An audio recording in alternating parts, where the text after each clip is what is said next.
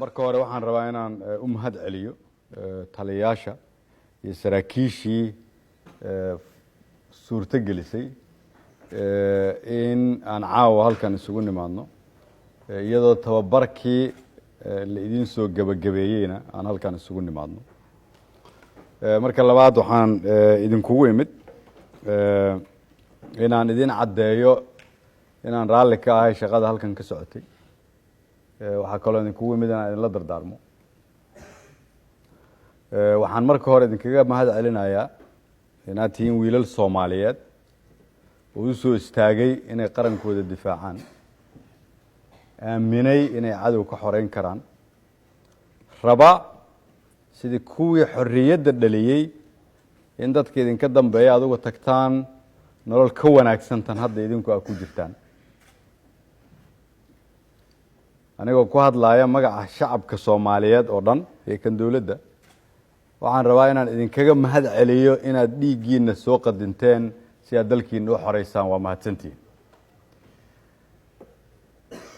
caawa waxaad diyaar u tihiin tababar dheer kadib safar inaad u baxdaan mar dhow.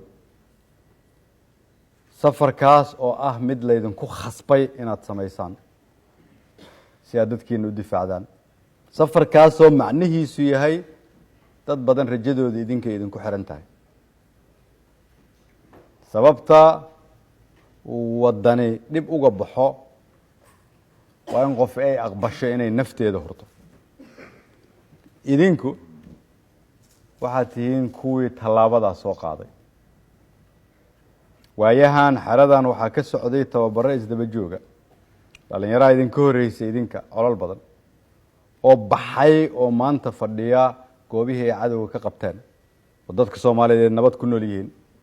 idinkana kuwa idinka dambeyn doona.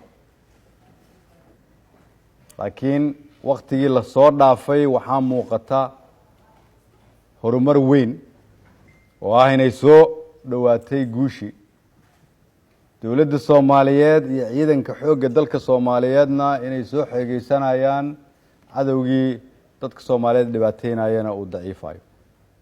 wiilashii halkan ka tegey oo iyagana aan ku soo salaamay oo idinka horreeyey shaqadooda way ka soo baxeen. meelihii ay tageen iyagaa haya, dadkina nabaday ku nool yihiin. idinkana sidaasaan rajeynayaa iyo si kasii fiican. waxaa kaloon rabaa halkan inaan idinkaga caddeeyo in dawladdiinu idin garab taagan tahay. meesha aad tagtaan aan laydinku ilaaweyn, biyaha laydinka daba qaadi doono, mushaarkiina bil walba aad helaysaan, xaquuqdiina caafimaad la sugi doono, laydinku ogaan doono meesha, xaquuqdiinana lasii hagaajin doono haddii ilaahay yidhaahdo. waa laga baxay waktigii askari Soomaaliyeed oo dalka u dagaalamaya aan xaquuq la siinayn. waa ku dadaalaynaa xuquuqdiina oo dhammaystiran mar walba inaad heshaan.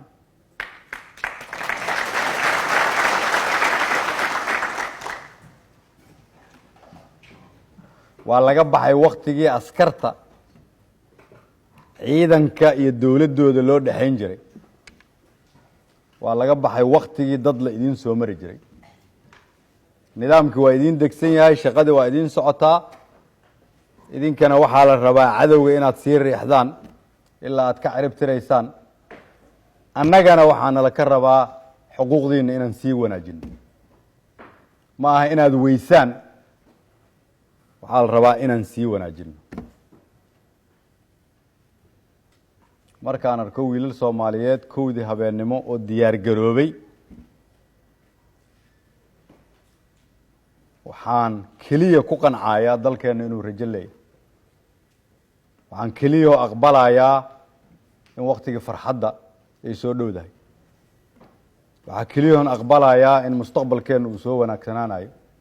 waxaa keliya oon aqbalayaa in Soomaaliyadii loo soo ordi jiray ay soo dhowdahay. waxaa kaloon caawa xaqiiqsanayaa wejigiina markaan arko mar labaad inaan ku soo celiyo inuu muuqdo iftiinkii soo laabashada wixii la dhihi jiray libaaxyadii Afrika.